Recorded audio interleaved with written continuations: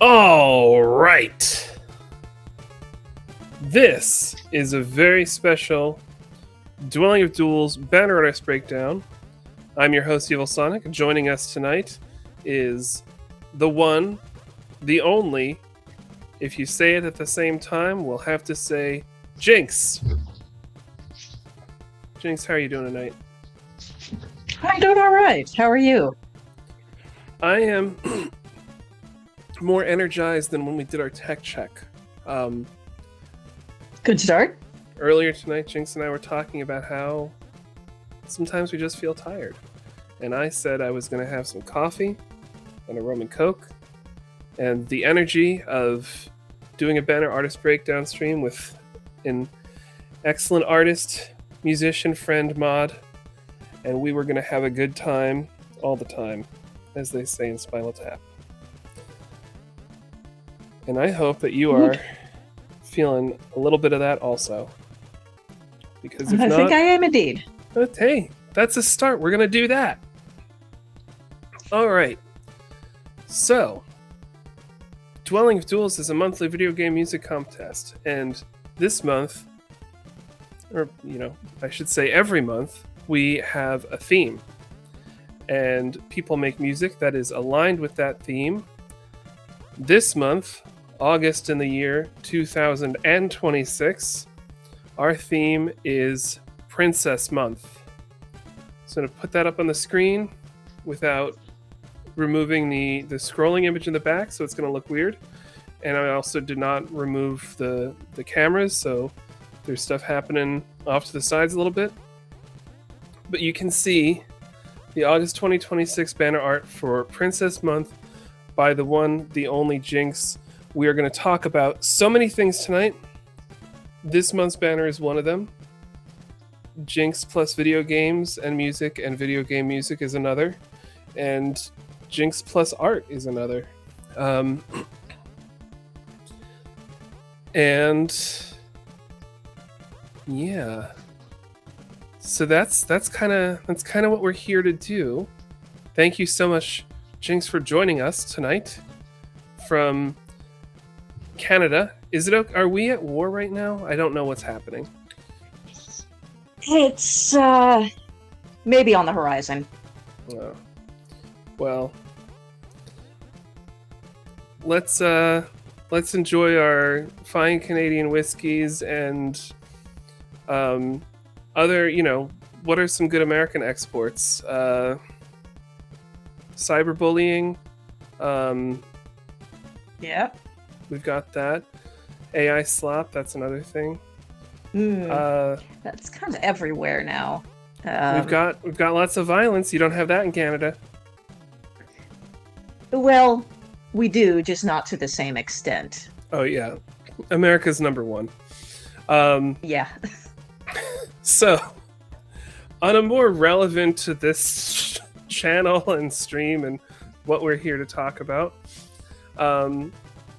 every month we like to do the banner artist breakdown to give a highlight to the unsung heroes who make banner art in DoD. Jinx, you have done many over the past few years. I don't know if you're quite on, I don't know if you've quite gotten to the once a year cycle, but if not, you're close to it and you should be. So yeah, why don't we start? If you would like to tell us a little bit about how you came to find this thing we call video game music, and maybe it was maybe how you came to find video games or how you came to find music. But if you have a story you want to share, that's a story I want to hear. All right. Well, my dad was a computer nerd in the early days. So when I was really little, prior to second grade, and I was living in Belgium, we had a Commodore 64. So that was my first console, my first video game experience. And I don't really remember much of it except one weird game where you play as a really little guy with a toothbrush who walks around and tries to brush these giant teeth. And someone on DoD a couple years ago actually found the name of that game, but it escapes me. But That the sounds first, that sounds like it product was, placement for Colgate or something. Like it's a you got to fight the cavity creeps or. But yeah, pretty that's much. that's excellent. Yeah, it was in glorious, 1-bit graphics. There was probably sound, I don't know if there was music, but I also played some DOS games back in the day. Commander Keen was my jam. Some of the other classics, a little bit of Jill of the Jungle. What else? I had a lot of fun with a game called Archon Ultra, which was kind of a chess-like game, except the pieces were all little figures that would wage battle with each other when they met, and it was all mythical creatures, wyverns, and griffins and knights and things like that. But What was that the one called? first Archon Ultra? yes. Okay. That has not been covered in DoD. Jill of the Jungle has been covered in DoD. I thought that sounded Yes, I familiar. Corey Johnson do did that a few recall. years ago.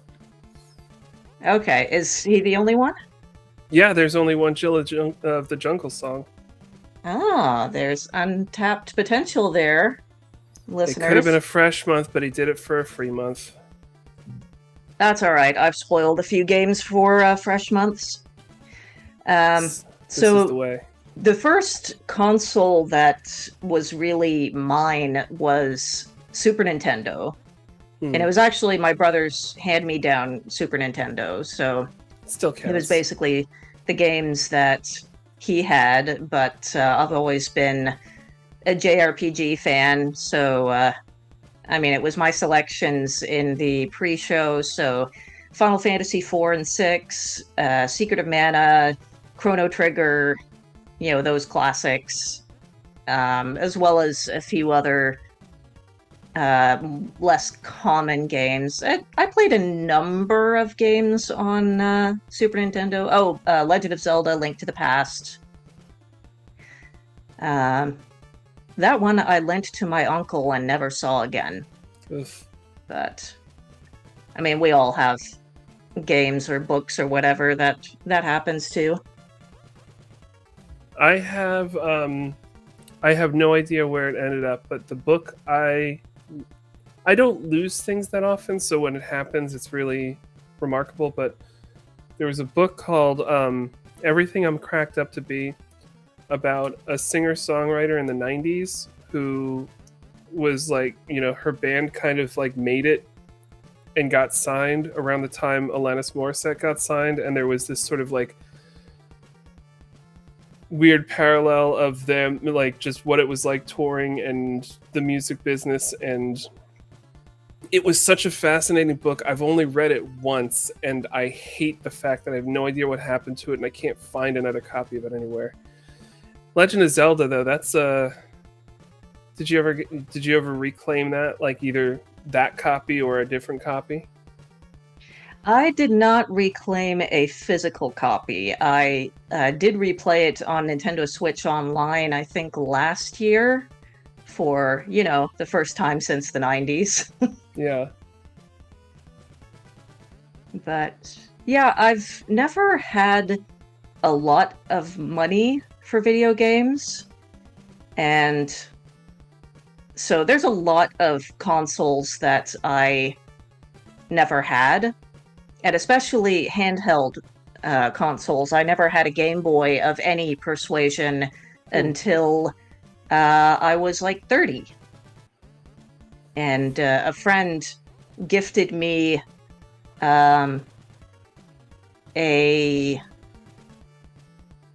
which one was it? Nintendo DS. That's No, that's no, kind it of was like a Game Boy. a Game Boy Advance SP, Okay. and I had a Game Boy.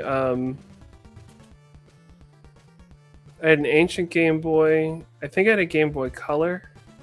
I don't think I had anything after that. Um, I'm just typing in the name of the book. now I somehow have played an OG Game Boy because I know I actually beat Super Mario Land. Mm.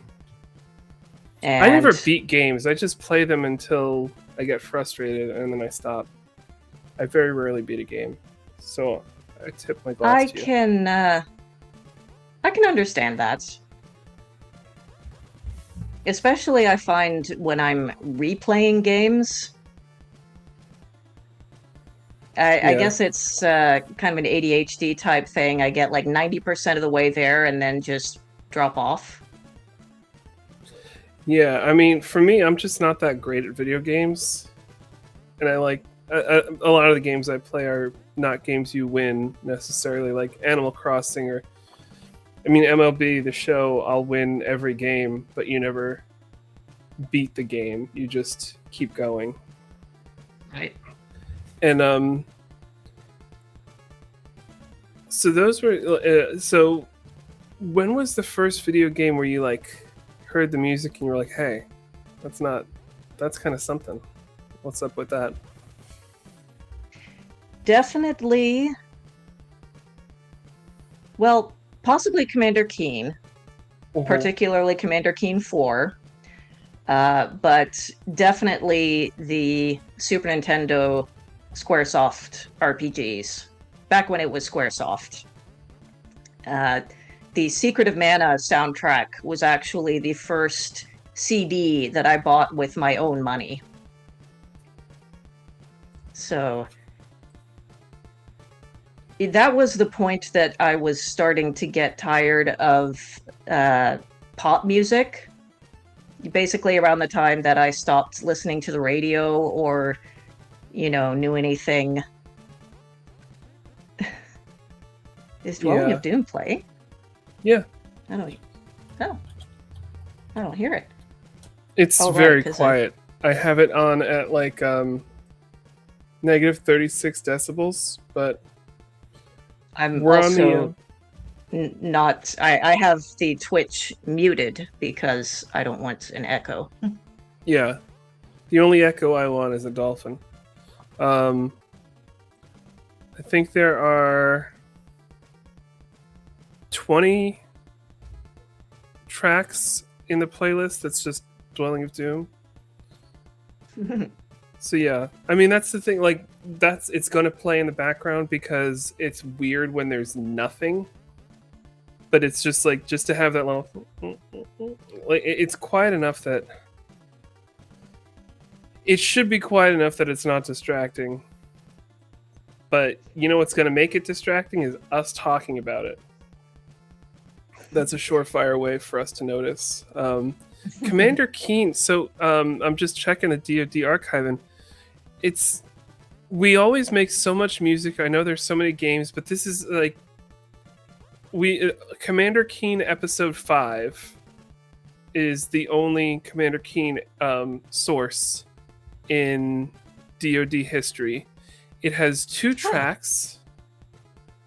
Both were from August 2007 PC Games Month. The recently returned Samurai had one, and Bobby Winston. I said that correctly because Bobby Winston's name has a question mark and exclamation point in the artist title or the artist name. Did an alt. So there's some Commander Keen in DoD history, but only from episode 5, which begs the question: what about episodes 1 through 4 and everything after 5? Mm-hmm. Sounds like it might be some fresh fodder if that were ever to come up again. Oh, it should certainly do another fresh month. Although I know it was just a couple months ago this year. Yeah, we did it. I think it was last September. Um, so it's highly unlikely that we'll do it again this year, but it might happen again. Oh, that reminds me. I've had the theme suggestions poll open for probably a week longer than I meant to. But on the note, I'll keep it open. I think I promised that it would be open, like I would announce when it had 24 hours left to go. So I'm throwing the gauntlet now. 8:16 p.m. Eastern tomorrow night. The 2027 theme suggestion poll will be closed. And obviously, that means we're here talking with Jinx about banners and artists and video game music breakdowns. So yeah, do you remember any particular? I do want to circle this back and bring it to that main point of art, because I know you have done much art, and you have even been a guest host here to do a banner artist breakdown stream. Was it with Ninke? Ninke? I think. Mill Decision. Right. Yes. It was around the same time. I'm very confused, but that's correct. It's Mel Decision. It was somebody. Yeah, this that year. was really fun. Excellent. I mean, I know I have fun with these. It's fun to sit back and let somebody else take the lead every once in a while, but I also like the sound of my own voice too much. Sure. So yeah. Would you like to share a little bit about your history of art? And if it coincides with your history of video games, that's really cool. It's not a requirement. You don't have to retcon your own like backstory and entree to art. But when was your first arting? So you know how all kids draw? You know, every Yeah. kid draws when they're little, you know, up through grade school at least. I just never stopped. Yeah. So, yeah, it wasn't really a first. The only, like, kind of definitive moment that I could say in terms of art is when I was in, like, sixth or seventh grade, was the first time I tried to draw something. I was inspired by the style of Sailor Moon. Really didn't like the cartoon itself at the time, especially the dub that was, you know, airing back then, but I liked the art, so I tried to draw something in that style, and it looked very much like a first attempt, but it was my first attempt, and Yeah. that was kind of the first time that I went, oh, I can actually draw like this. But yeah, it's pretty much just been something I've played with all my life. Yeah. And first attempts are usually followed by second attempts and so on. Exactly. And in terms of video games, I mean, obviously I like drawing fan art and always have. You know, these games affect us, especially, you know, obviously being a JRPG fan, I'm mostly in a game for the story. Mm-hmm. So, you know, the story grabs me, the characters grab me, and I go, ooh, I want to draw that character, and sometimes I do. So, haven't really delved beyond that in terms of connecting art to video games, but it's obviously been an influence. Yeah. Are there any games where the art style has like you said Sailor Moon really jumped out at you as a kid, and that was art? You know, even if you weren't there for the show itself, you were there for the art. Um, did you have any sort of similar experiences, either in youth or beyond, um, with video games and that visual style? I don't think there's any one game that really kind of drove my style or, art in general. Um, but I just kind of taken a little bit of all of them, Mm-hmm. and I enjoy the different styles as well, because I'm watching the banner scroll by, and there's a lot of great and very different styles. At Legend of Zelda alone, you've got everything from Twilight Princess to Wind Waker to Breath of the Wild, Tears of the Kingdom to Echoes of Wisdom, Yeah. which, Echoes of Wisdom and Link's Awakening, the same style. That's just so charming and adorable. And, at the same time, you've got the nice anime style games like the Fire Emblems and Xenoblade Chronicles. Yeah, there's just a lot of. I haven't played a lot of games in which the aesthetic is kind of the main point of it. Not Mm-hmm. to my knowledge, anyway. Or not that I can recall, I should say. Like Okami, as an example. I haven't had the chance to play that Mm. yet. Or, I've heard about other games that are really strong on the aesthetic, like Grease, stuff like that. About the only one that I can think of offhand that's a lot into the aesthetic would be Journey, which I just played this year or last year for the first time. And that was really fun and very, very pretty. Yeah. But yeah, it's just kind of enjoying all the different styles, even the more realistic styles with games like Horizon Zero Dawn, Mm.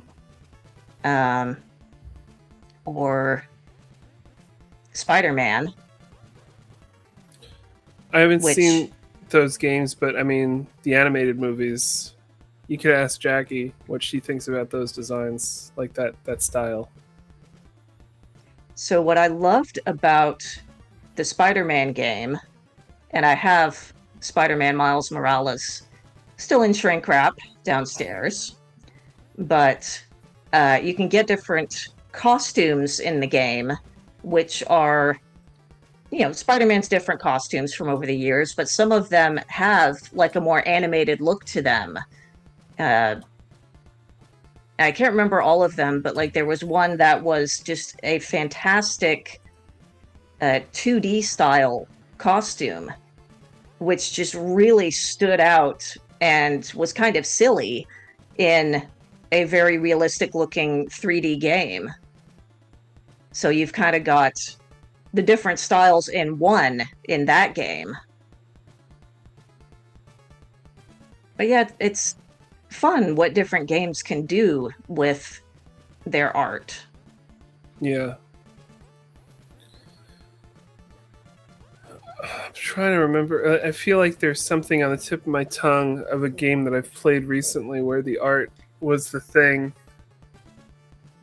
But I play so few games that I can't even imagine what it would be. Um,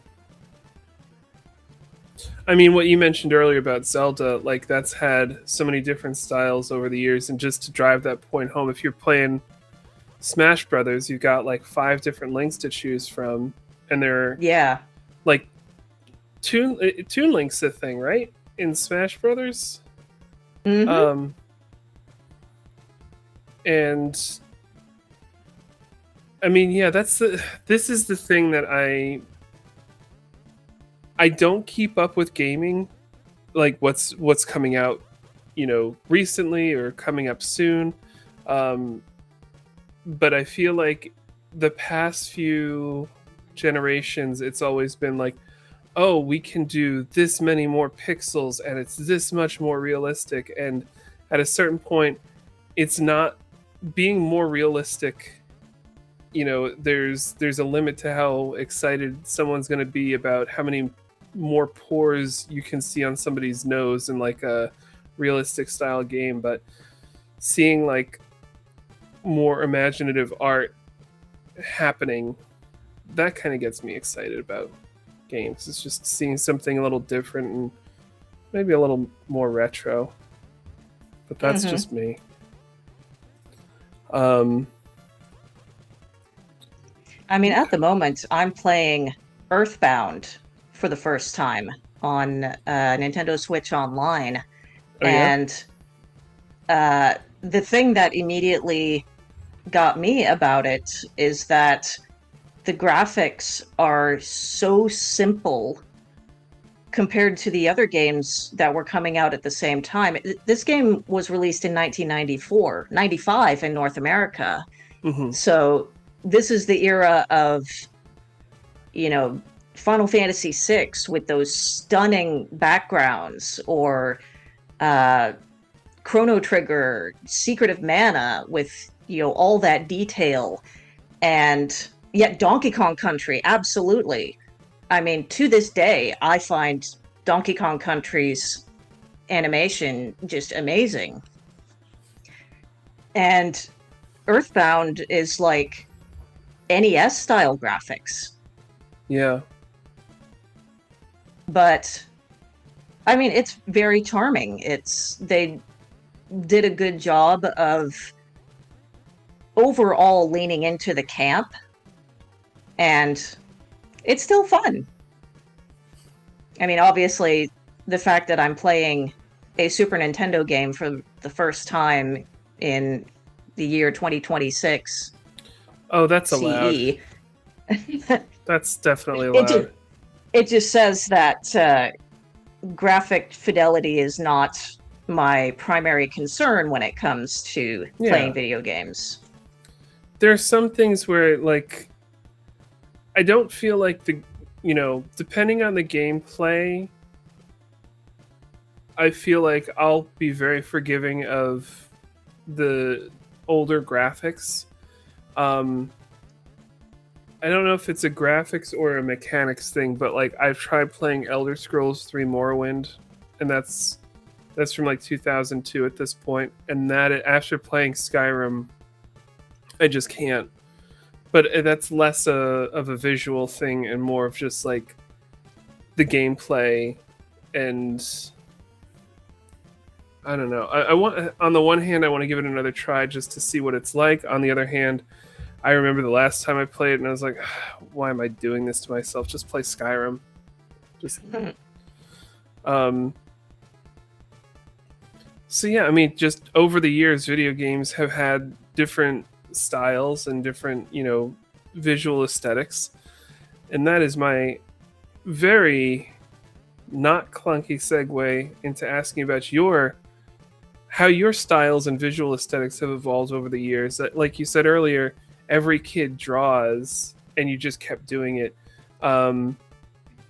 When was there this sort of the point that it like a switch was flipped a little bit, and you were trying different styles or learning more about like technique and going from that kid mindset of I'm drawing a thing to turning on the art part of your brain? As I said, that moment when I drew that one character in like 6th or 7th grade, that was kind of the That was switch the flipping moment for me. your origin And story. yeah, and it's just kind of been a gradual learning process since then. I learn something new with every piece of art that I do, and I don't do a lot of art compared to a lot of popular online artists, professional artists, that type of thing. Certainly not a ton of completed art. And that's just an artifact of, as I always say, I have too many hobbies. So I think we all do. so I just don't have, or I don't put the time into art that a lot of artists do. So I'm you know, just the gonna growth. I'm gonna update the stream here for a second just to demonstrate. I think you do some pretty extensive art. I know this is just a snapshot, but this is, I wouldn't sell yourself short on your arting. Like, and I know arting isn't actually the word, but I use it. yeah, it's we'll allow it. But yeah, I mean, So like I guess. Oh, sorry, no, you go first. go ahead. What I was thinking and wondering about was just like that. If you remember, like, sort of the thought process, like the process of, or how it sort of unfolded in that moment when you were of your origin story with Sailor Moon. That point in life when you go from a kid drawing, and maybe that's tracing, to sort of recognizing more of the fundamentals of like the human form and like those kinds of things, because when we're looking at this art, I know there are more than 6 characters in here, but you have 6 fully formed larger characters who are like in different positions, with different outfits and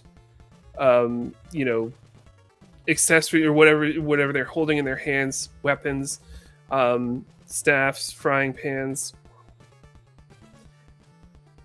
Can you if, and again, I might be putting you on the spot a little bit, but if you recall sort of the point at which you had those connections of kid drawing to form and style, and like I don't know if I want to call it the science of art, but just some of those terms in art theory that I don't know what they are because I'm dummy. But like, when did what was leveling up like, and how did that translate in mediums? Like, did you go from crayons on printer paper like I did to digital, or were there things in between? Hey, Pinus, Reese and Marlin there. Good to hear. Sorry, just a couple responses to the comments. Cyril the Wolf, thank you for the comment on Marl's crossbow. That one was actually surprisingly fun to draw. So to answer your question, like it's always been a gradual process. Mm-hmm. And it's something that basically I have, the word is escaping me, but something that I've worked on and that I advance with each drawing that I finish. And that's not a whole lot. Maybe like 10 to 15 drawings per year that I finish. I mean, as an example, this banner art was a total of about, I think, 38 hours of active work. So when I finish something, a fair bit of work has gone into it. So, I learn a bit along the way, but I will definitely say that one thing that really helped was learning to accept using references. Mm-hmm. I don't know why, when I was younger, when like a teenager, early 20s maybe, I I don't know, felt like I wasn't allowed to use references or something like that. Or, the only thing I could do is like if I'm drawing a character's shoe, I can look at that shoe and try to draw from that. But there are two artist tutorials that really stood out to me and which have stayed in my mind over the years. And they were process videos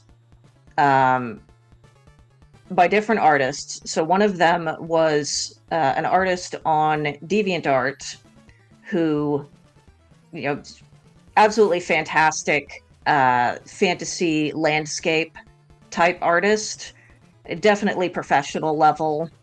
And I was very interested when they showed a process video of how they made, this like cliffside castle type thing. Amamus asking, is it perhaps a flavor of imposter syndrome? Very probably. Imposter syndrome has definitely been a large part of my opinion of my work. Up until recent years, I've been able to get over it a bit more. But anyway, so I watched this artist tutorial.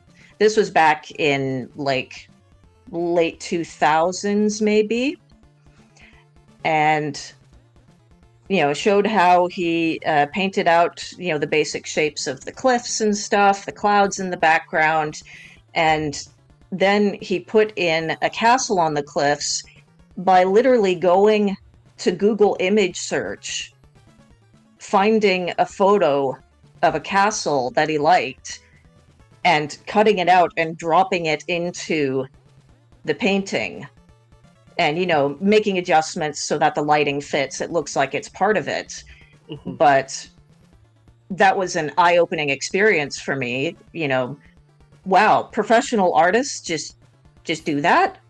They just straight up grab a photo and throw it in and say that's part of my art now. Yeah. And the other instance that really affected me in the same way was a process. I don't know if it was a video. I think it was stills. Around the same time frame, late 2000s ish. It was showing how this artist did the art for the cover of a Star Wars novel back in the Legends days before it became Legends. And it had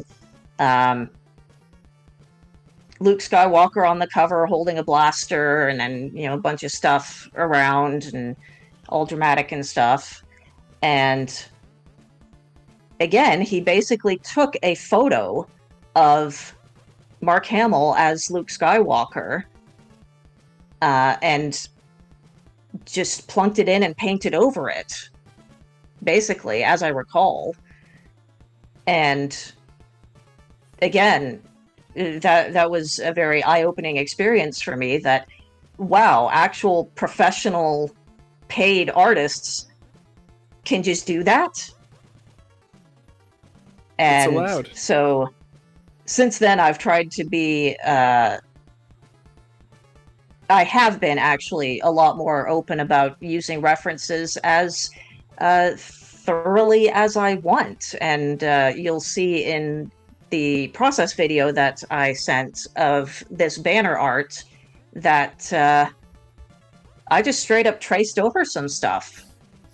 And it worked, obviously. Yeah, that's an excellent intro to. I changed up the scene, anticipating that we're going to take a look at the process video soon. Yeah, and also kind of something that was a bit of a changing point in my art was 2.5 years ago when I got an iPad for Christmas, and I bought myself an Apple Pencil to use with it. And I also had a 2-year free trial of Clip Studio Paint. Ooh. And that has become my absolute favorite drawing software. I Clip Studio used to Paint? use, yes, I used to use Adobe Photoshop, and I had a subscription to Photoshop up until about a year ago, just mainly because it was what I was used to. But Clip Studio Paint is much better suited for art. Mm-hmm. And there's a lot of little features to it that are extremely handy for that. In particular, it actually has 3D modeling built into it. So you can put a 3D model of a character onto your canvas, pose it however you want, change the lighting and everything, and then you can just trace it. And that's your character. And they offer so many different models as well as other reference material that it consistently amazes me what is available to help you make your art shine with that software. So that was kind of a turning point, and I've done a lot more digital art since I started using Clip Studio Paint, and since I got the iPad for doing it. And it's been a lot of fun. Oh, Dwelling of Doodles. I like it. I like that a lot. You can all like set up an anonymous art contest. You don't need us to make it official, but there's nothing stopping industrious people from doing things. So Jinx, we're about to show the process video. Do you want me to play that at normal speed and you'll talk through it, or do you want me to slow it down at all, or pause at any points, or? So I went with kind of a slower process video. Okay. So it's 3 minutes. So it's a little bit longer than, say, Andromeda's from the last stream.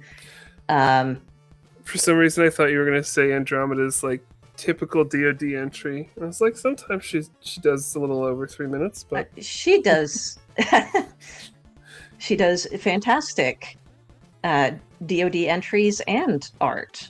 I love all of the art that she's done, even the placeholder arts. That's got to be a Christmas card at some point. Or no, the placeholder art was different. But that was still fun. It was. So the one thing I'll say about the process video is that I was having the same issue with RAM getting scarce as she was with her art for the racing theme, the MagWest racing theme. So what I ended up doing is I sketched out all the characters, and then when it came to inking and coloring them, I actually did each of them separately in a separate file so that I could reduce the number of layers and information in the file. So what we're going to see is the process video for the first character that I did, which was Reese from Trials of Mana. And so, like, it gets up to, you see the sketches of all the characters, and then the rest of them disappear and Reese, and then suddenly it's all finished. That's just because, it's based on this one character file. All right, so let's change that scene. Here we go. It is off to the races. So one other thing that you'll see in how I do my art, which has also, helped to improve things, is just layers. You can see with the first sketch here, like just doing basic forms, general idea of clothes and such without getting too into details. And I've got my references on screen and the little hornet. And then I do another layer of sketching, which, I'm getting more detailed in here. Naming layers is good, yes. Name your layers.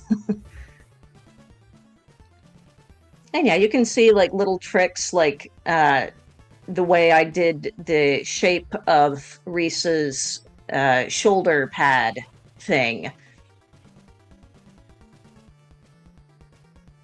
Nothing too revolutionary. It's just a matter of starting simple and building up as you go. And this is one of the various things that I have learned over the years.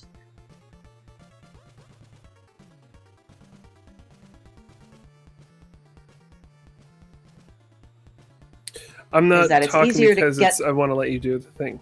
Because it's a short. Yeah, it's one of the things that I've learned over the years is that it's a lot easier to get things right when you just start, with your basic outline and then just gradually build up the details.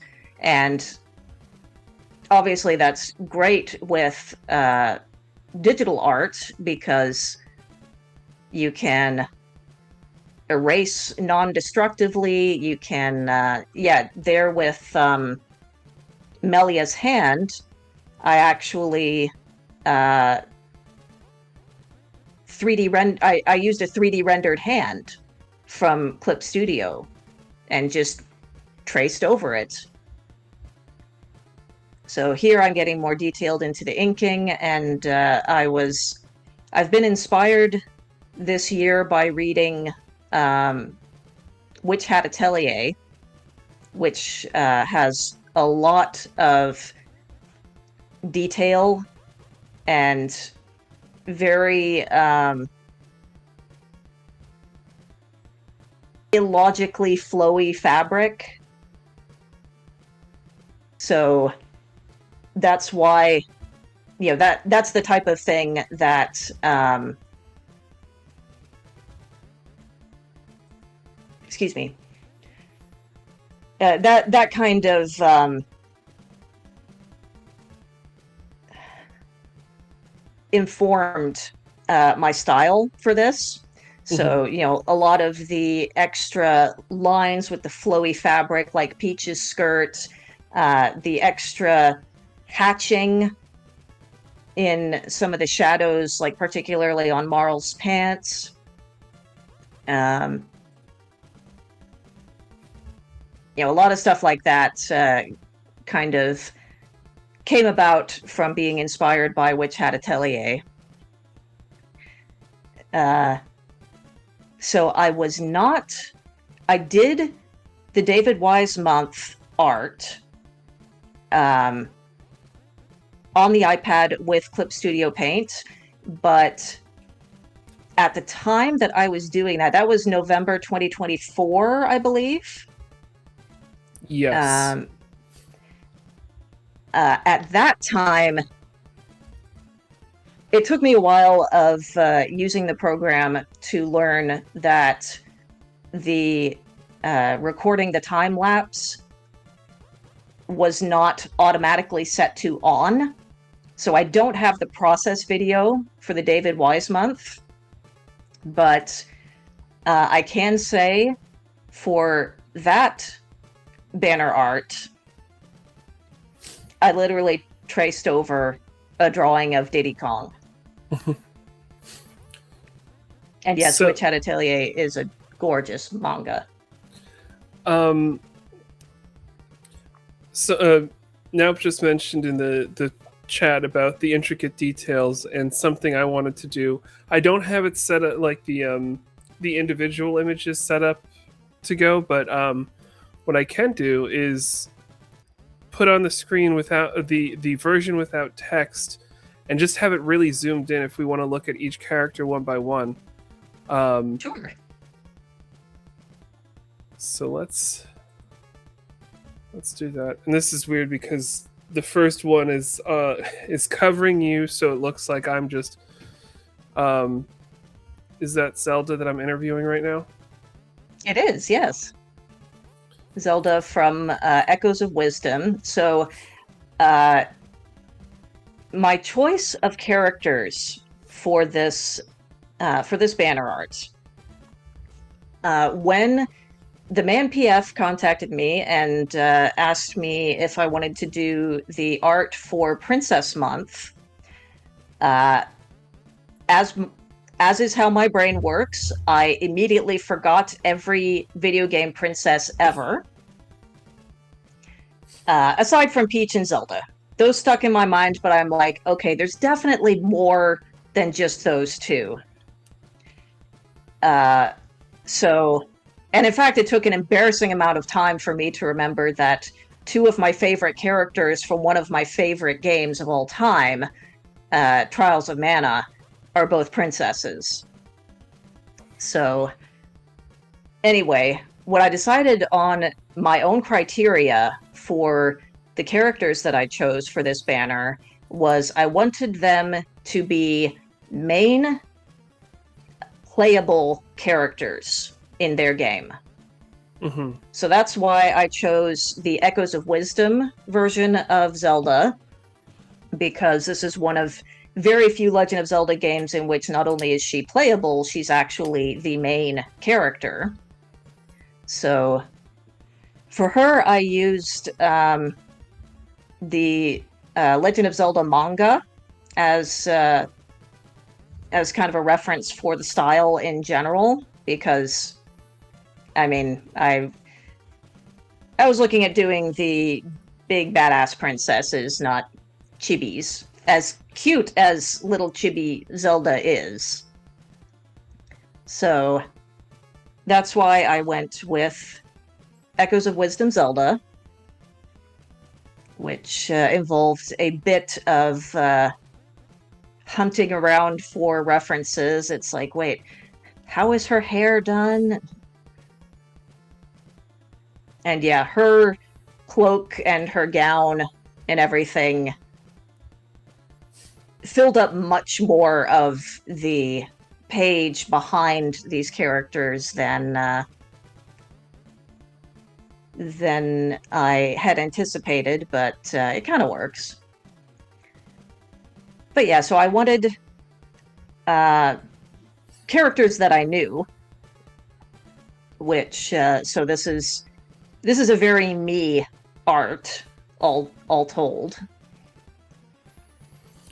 Yeah, and but yeah, so we've got.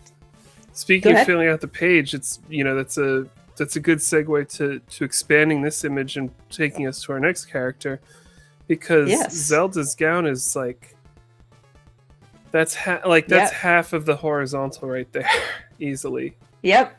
Yeah, because you can see her cloak is going straight out to Melia's sleeve there.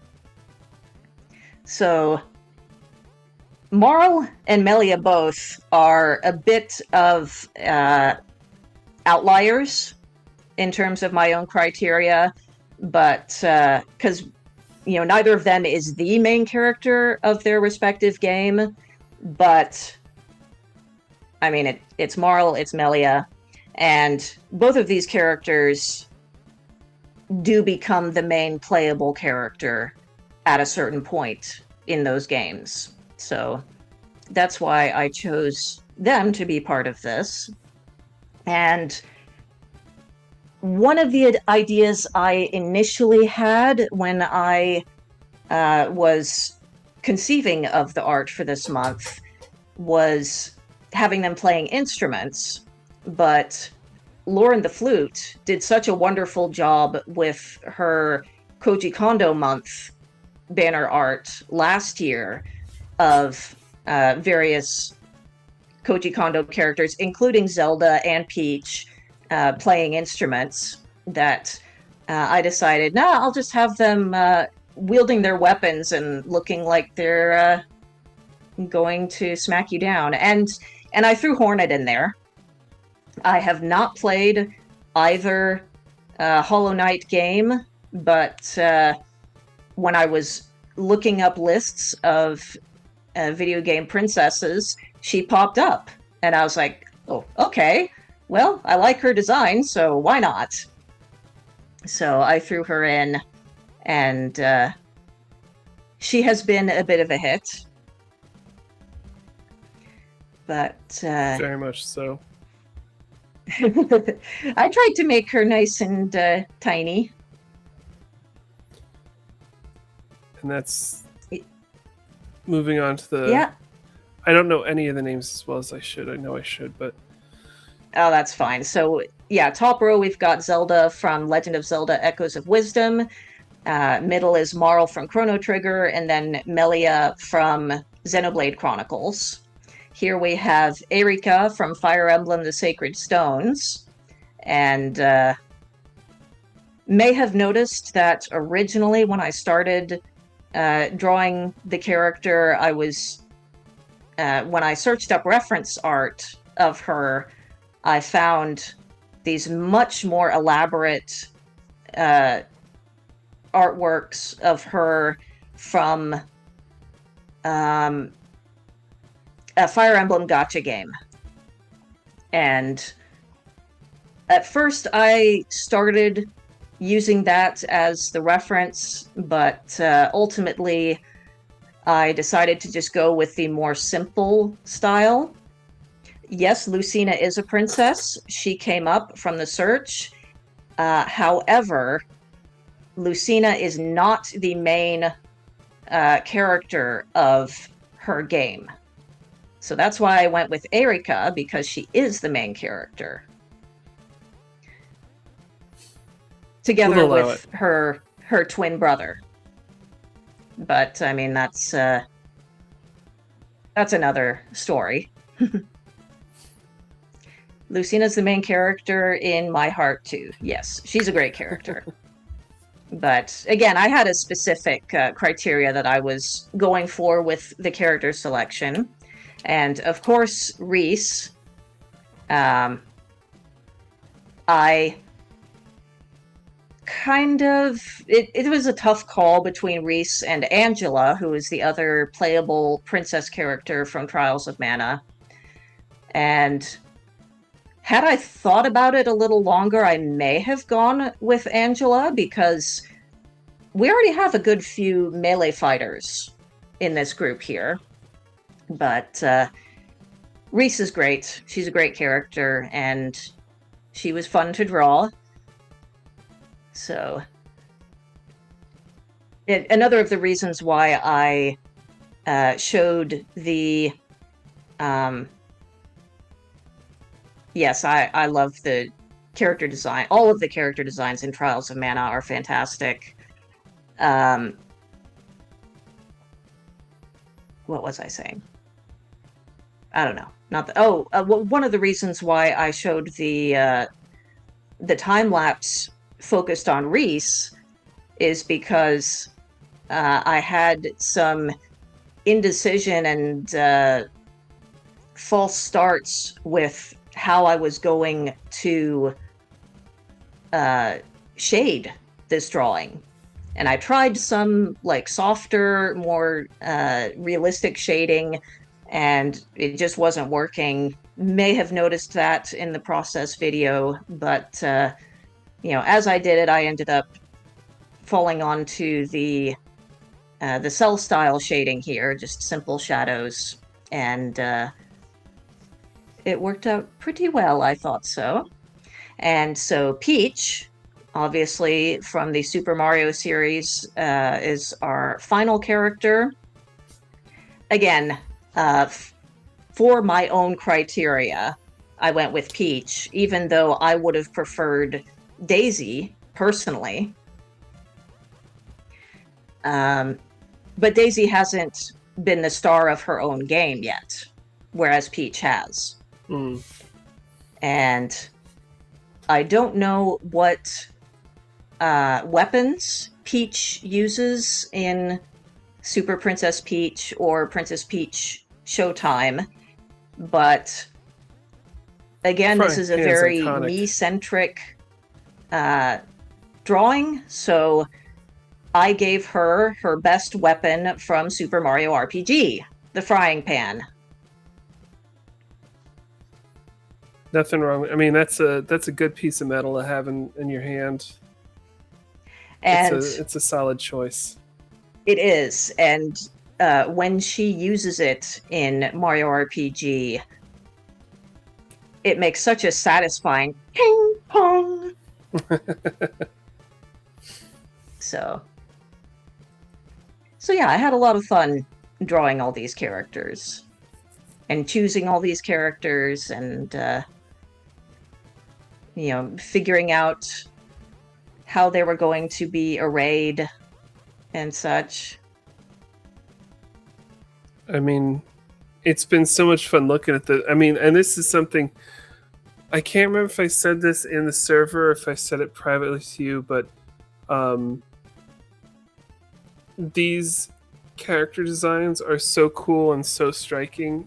I feel like they belong on playing cards, and I don't know if they should be on like the backs of playing cards or if they should be the face cards. And it took me down a rabbit hole of, okay, with this deck, you can't have a king be higher than these ladies in the as far as the point, the playing card values go.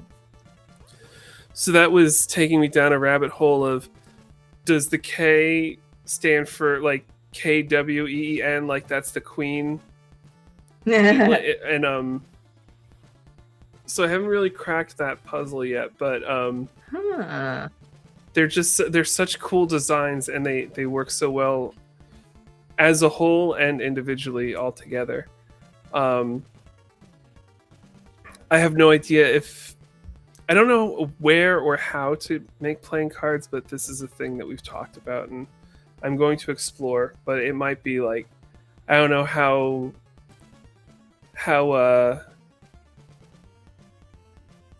is it quixotic, that pertaining to Don Quixote. It's quixotic. Do you Yep. pronounce the X? Okay. It's one of those words that I've read, but I don't hear often. So I just I took a stab at it.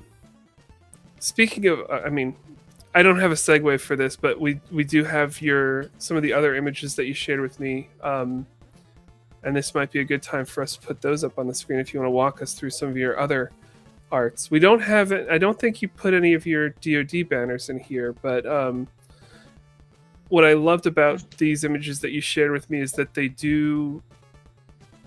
kind of have a range of styles and feels about them, which I thought was really cool.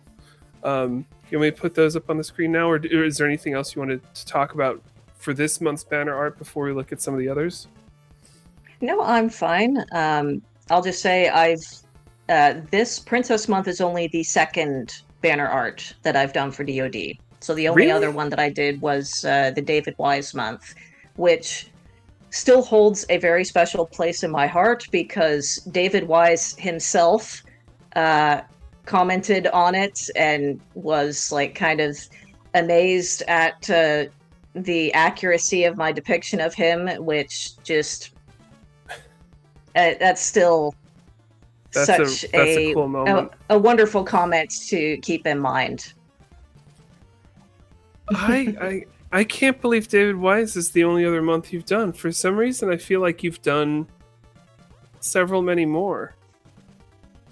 I mean, I know, like, I've seen a lot of your art and poster artwork, and that must be what I'm thinking of. But yeah, we're gonna have to rectify that and get you in some more banner months. So yeah, let's. Yeah, so I'd say the Princess Month banner art is probably closest to what I would say is my style, in terms of like, I'm going to draw something, it's going to be like this. This would be the other example I'd give. This is Hawkeye from Trials of Mana, and this is in one of my favorite media markers, art markers, so alcohol markers. Alcohol And markers, sign me up. yes, so they blend much better than like Crayola's water-based markers. Okay. And yeah, I got them looking like that in marker. It's yeah, it's just a matter of technique and a little bit of the right material, because good marker paper will allow the color to blend without bleeding beyond the edges. And I've played around with markers for a number of years at this point, so I've had a bit of practice with them. I'm fairly comfortable with them. So this is kind of what I'd say is a general example of my type of art in marker. So in terms of the style of how I do the face and, you know, the lines and that type of thing. I did try a few different things with this drawing that I haven't done since, but yeah, I love marker. It's just one of my favorite media, and certainly up until I got the iPad, very much one of my favorite media. And I really need to do some more marker art. The thing that's jumping out at me, and this might be one of those times where it's like, no, it's actually not that complicated or difficult, but knowing that this is marker, admittedly a type of marker that I am unfamiliar with and not well versed in, but to hear this was done with marker and to see that shading on the arm, on the face, like, that's breaking my brain a little bit. Like, that's really cool. So yeah, with this, I did try a little bit different technique, because normally with the alcohol markers, the more you color, the darker it gets. So you can do shading just by going over the same area. Normally that's what I do, is I just use one color for for each, you know, area that's the same color, and then just, you know, go over it more to darken it. And I'll have to, I did actually show some progress images of this in my blog, so I will see if I can pull that up for you. But with this, I actually started out by doing the highlights and the shadows over the blank paper in contrasting colors, and then I added the basic color. So it gave it a different look, which I've always really quite liked. And this is kind of older drawing, at least by my reckoning. It's from 2021, I believe. I'm getting there. I have to scroll back a bit to find it in my blog, but there it is. So I'll just throw that in the chat.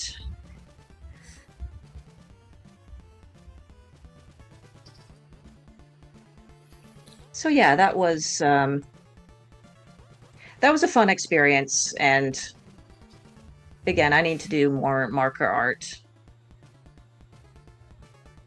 All right. And of course, Hawkeye is one of my favorite characters of all time, so he was very fun to draw. Excellent. You ready for the next one? Yeah. All right. I put these in the order that they were in the message you sent me. I don't know if that was the right order, but I don't remember what the order was. So this is a painting that I finished earlier this year. And yeah, basically, like the previous image, a drawing of Hawkeye, was kind of my generic style, but I love playing with style. I love trying different types of styles, and with paints, um,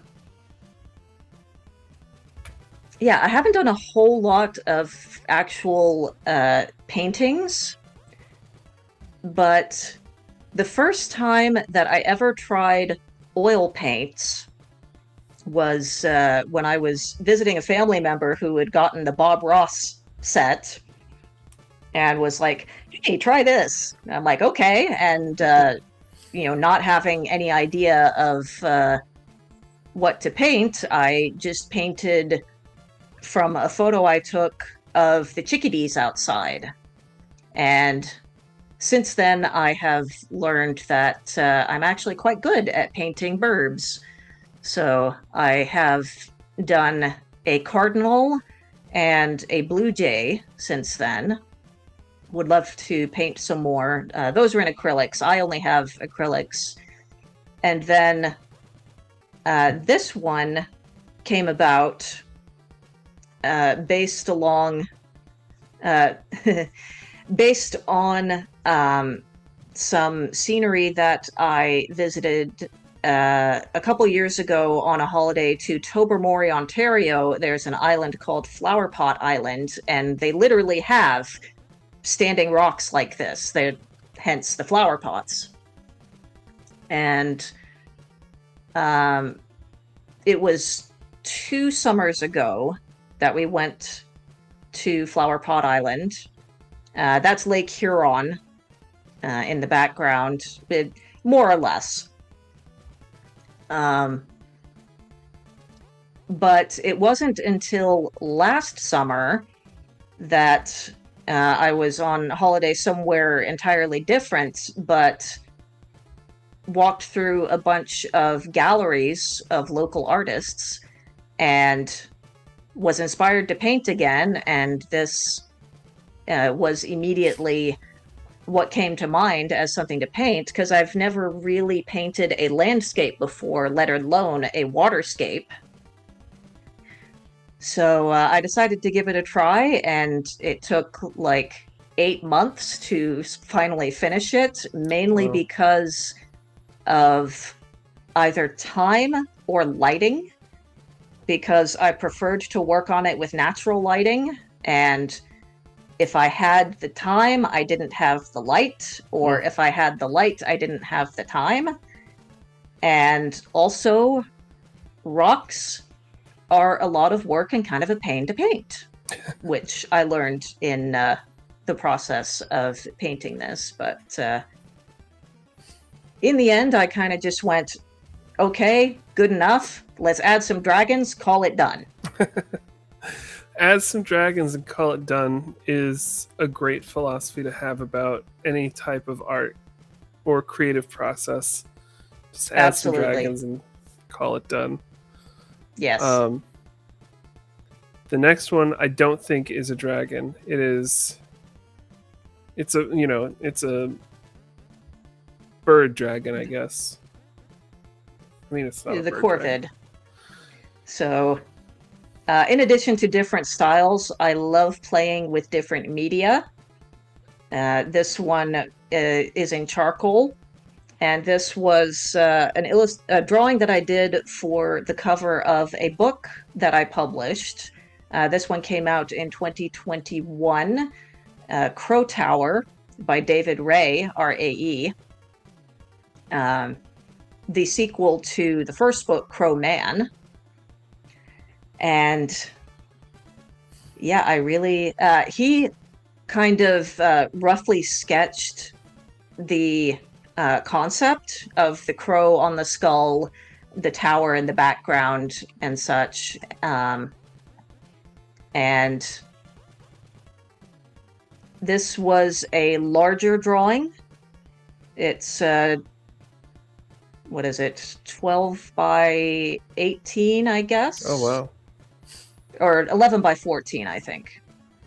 But yeah, anyway, the book is about a world of eternal night. An evil spirit keeps the sun in a box and only lets it out one day per year. And so we've got an ominous tower, a nighttime scene, the crow standing on the skull, which was obscenely fun to draw. And yeah, I love playing with different media. So this was charcoal, and I would love to do more charcoal art as well. But I did do the entire trilogy. I drew the cover art. Nice. For each of those books, but this one was always my favorite. It's very cool. I mean, just having seen your art, like, and especially just looking at these images tonight, is that they are such different styles and vibes, which is, I always get excited about seeing that from an artist, whether it's, you know, visual medium or music or anything, where like one creative type has that range to draw, and I think that's really excellent and exciting.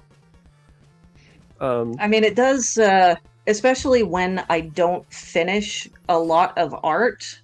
Like, my art would probably be a whole lot more polished if I stuck with my regular style and just, you know, drew that all the time, but I just go all over the place. And this would be a digital painting that I did, again, Clip Studio Paint on my iPad. This one was also a lot of fun, really getting into the details, while at the same time, you know, trying to not lose the forest for the trees. And obviously I like dragons, but for a long time I had a hard time drawing them, and I'm not really sure what it was, but I draw a lot of them now, for sure. But yeah, this is just a winter solstice dragon that I decided to do. So there's a lot of solstice-themed elements to it. They've got the pine cones on the horns with the pine branches, the mistletoe spines, ivy on the tail and the wings. There's holly for the belly scales. Poinsettia, or its proper term, Quetzalcoatl. That's on kind of the outside of the jaw there. And yeah, that was just kind of, you know, trying to focus more on the details. So it's a little hard to see in the stream, but like I painted all the scales, and it was a lot of fun. Yeah, painting. I mean, looking at those scales, and that's one of those things. It's like the detail. I mean, I don't know how to put it into words, but like, if you didn't do the scales, you'd still be able to tell it was a dragon, but the scales just give it that texture. I love it. I'm not afraid to say so. Yeah, it was a lot of fun. And yeah, as I was saying, I love trying new media. And in fact, this afternoon, I went to a metal embossing workshop at a local art cafe. So I got wait for my stream to catch up here, but this was the... Yeah, there we go. That's really cool. So this was the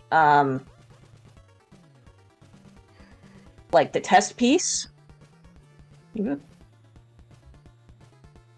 So, you know, basically this was how the guy who gave the workshop showed me the techniques and such, and then this was the piece that I did for Damn. myself. Yeah, That's and yes, so of course, cool. another dragon. Never too many So. dragons. Precisely. That's So yeah, intense. I always enjoy playing around with new media, and this is also why I absolutely refuse to learn any yarn-based crafts, such as knitting or crocheting, because I'm afraid I'll enjoy it. Because I've just got too much to do as it is. We have one last picture in the slideshow. But we've seen this one already. But it bears showing again. It's this month's banner art, sans text. It's just so cool. We could look at this all day. Yeah, and like Clip Studio Paint, I definitely have to thank for the frame. I just searched for frame and I found that in their assets. Nice. For free to use. And then the backdrop, the pink and purple with the stars, same thing. Just found it on Clip Studio Paint. So it works really well. It does. And I went through a few different options of backgrounds before I settled on this one. But yeah, basically, if anyone is like I used to be, I highly encourage you. The resources are out there. Use them. You know, I don't know if you could see in the process video, but Reese's spear, almost more of a halberd there. I just traced it from official art. Nothing says you can't. Exactly. Well, Jinx, thank you so much for joining us tonight. Is there anything else that you would like to share or for us to look at or to talk about tonight before we close out our stream? Go buy books. I am also the publisher, hence the reason why my Twitch username here is Brainlag Books is because I am, in fact, the owner, editor, basically one-person show behind Brainlag. So I have published 5 novels and 1 children's book that I've written, as well as an additional 56-ish by other people. And I just put your website up in the stream, the brain-lag.com. That is correct. So yeah, lots of fantastic books there. Please go look, go read. Yeah, other than that, I mean, I mentioned thejinx.wordpress.com. That's more my personal website. But yeah, it's been a lot of fun talking about this. Excellent. That is the goal, is that we have a good time. Speaking of books, what are you reading right now? I am currently reading the second Dungeon Crawler Carl book. All right. Is this the first time through? Yes. So excellent. I waited about probably 4 or 5 months to get the first book from the library, and took around 2 weeks to get the second after I requested it, so it came a lot quicker.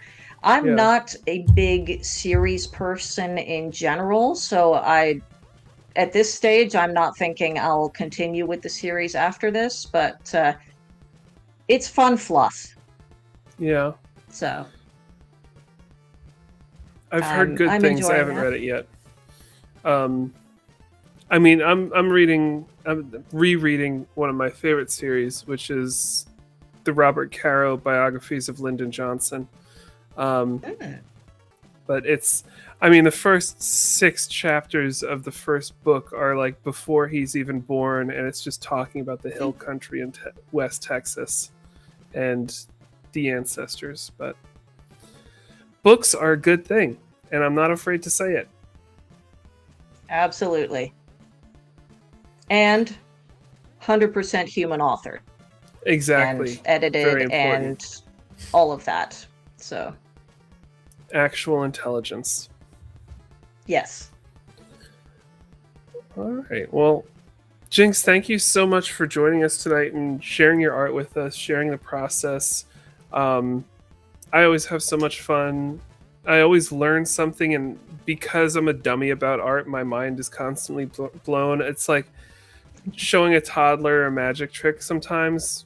I feel like that's like the level I'm at, but it's still really cool, even, you know, I'm not a toddler, and this isn't a magic trick. It's art. It's a good thing. Um, I mean that's kind of how I feel, I think, pretty much every month when I hear the entries for DoD. I'm just blown away that people can just reimagine music, complete song, you yeah, know, and so many of you do that every month. It's just always an absolute joy when I get to the listening party. it's so much fun, and I mean, I don't feel like I feel like I haven't been able to listen as closely or as critically as I used to. I used to be much better about writing reviews, but it's still such a treat to like pop on the stream and listen to this music for the first time with everyone else, and it's always such an excellent thing. Um, and just as a reminder to everybody, the theme this month is Princess Month. If you didn't know that, I have no idea like what you've been listening to this whole time we've been talking, because that's been pretty front and center for most of it. The submission deadline is this upcoming Thursday, August 27th. That's 8 p.m. Eastern.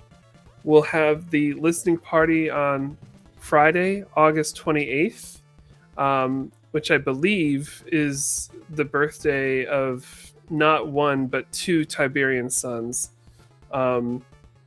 Tony and Connor are both August 28 babies. The day before Judgment Day. Exactly.